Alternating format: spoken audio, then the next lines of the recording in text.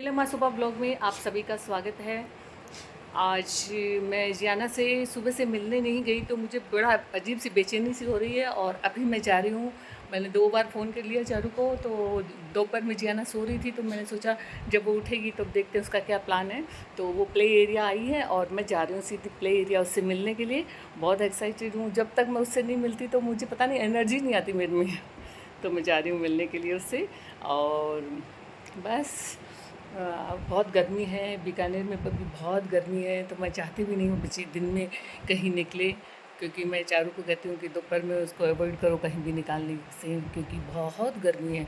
मतलब उस बच्ची के तो वो कहीं थोड़ी सी भी बाहर निकलती है तो उसके गाल एकदम लाल हो जाते हैं और बोलती है हॉट हॉट नानी हॉट, ऐसे बोलने लग जाती है।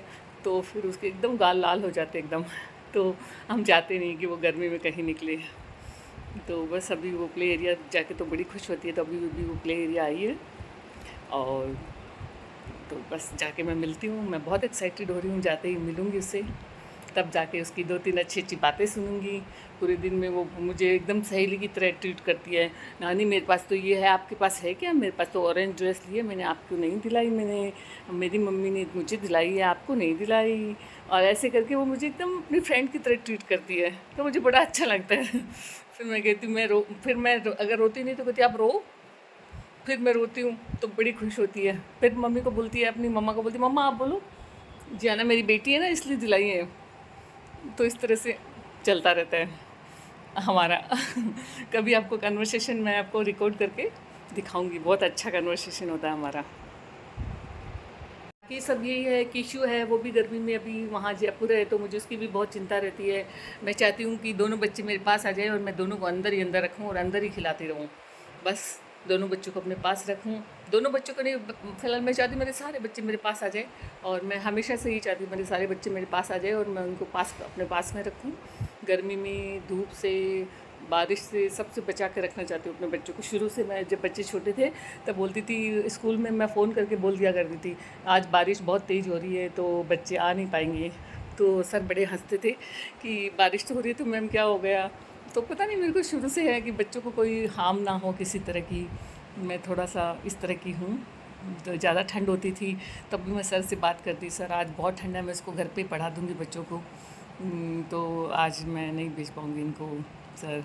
तो इस तरह से सर मेरी बात से इस तरह से सोचते थे कि ये मतलब ओवर प्रोटेक्शन रखती थी मैं बच्चों का। शायद मुझे नहीं रखना चाहिए था, पर रखती थी मैं ऐसा। और अभी भी मैं हूँ इसी तरह से बच्चों को लेकर। मेरी बेटी, इतनी क्यूटी क्यूटी बेटी मेरी, नानी की क्यूटी क्यूटी बेटी मेरी। देखो इधर देखो, इतनी क्यूट कैसे लग रही हो आप। आपने आपने ये भी अभी लिया है क्या? ये ड्रेस अभी लिया है क्या आपने? जियाना, मैं भी आपको कब से सुबह से बुला रही थी, आप आ ही नहीं रही थी। आप हाउस में मुझे खिलाओगी?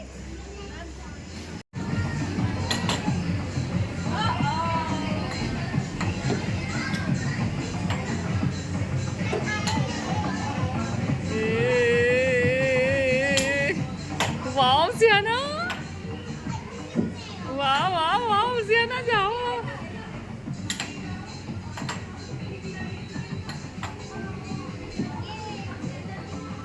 वाह जियाना जीतने वाली है, जोर से जोर से। वाह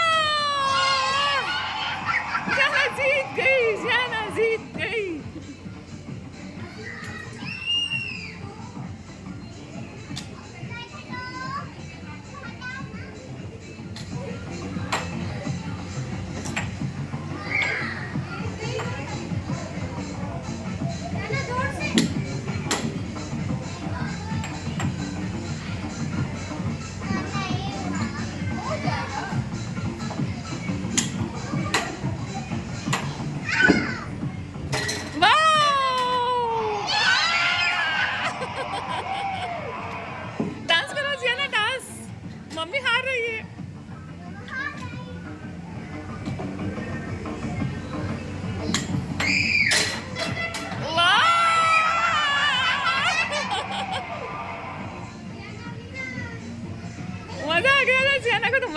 पापा जी, हैप्पी मैरिज एनिवर्सरी।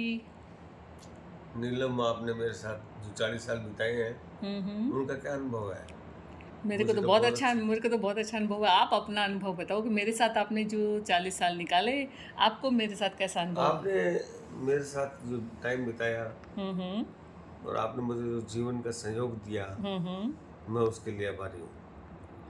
और मैं तो खुद, आप मेरे को एक सही राह दिखाते हुए मुझे जिस तरह से उंगली पकड़ के आगे लेके चले।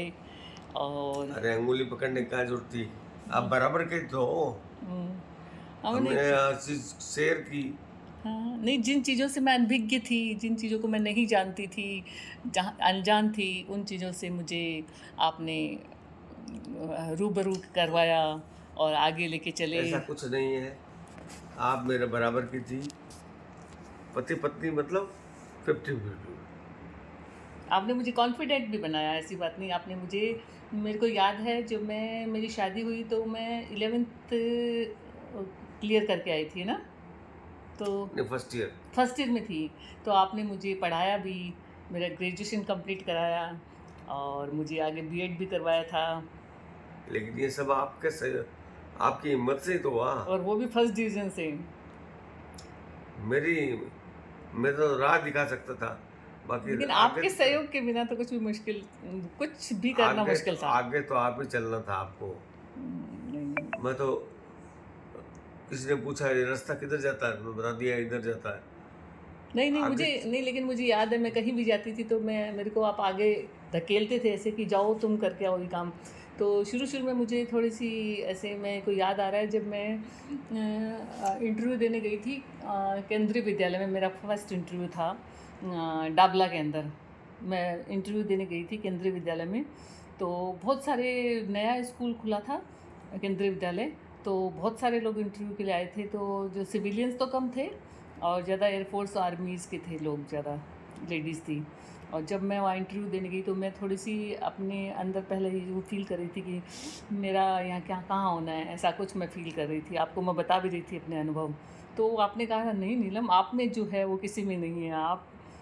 आपको जो राष्ट्रपति अवार्ड मिला हुआ है, आपको ये है, आपको वो है। और आपने मुझे यूँ चढ़ाया कि मैं जाके कॉन्फिडेंटली जो अंदर जाके मैंने इंटरव्यू दिया, तो उन 150-200 लोगों में जब मेरा सिलेक्शन हुआ, 6 उनको चाहिए थी टीचर, और उसमें मेरा सिलेक्शन हुआ दूसरे दिन, तो मुझे लगा कि आपने मेरे अंदर जो संचार किया जिस ऊर्जा का, उस ऊर्जा की वजह से मैं सेलेक्ट हो गई, वरना तो मेरा नहीं होना था वहाँ पे।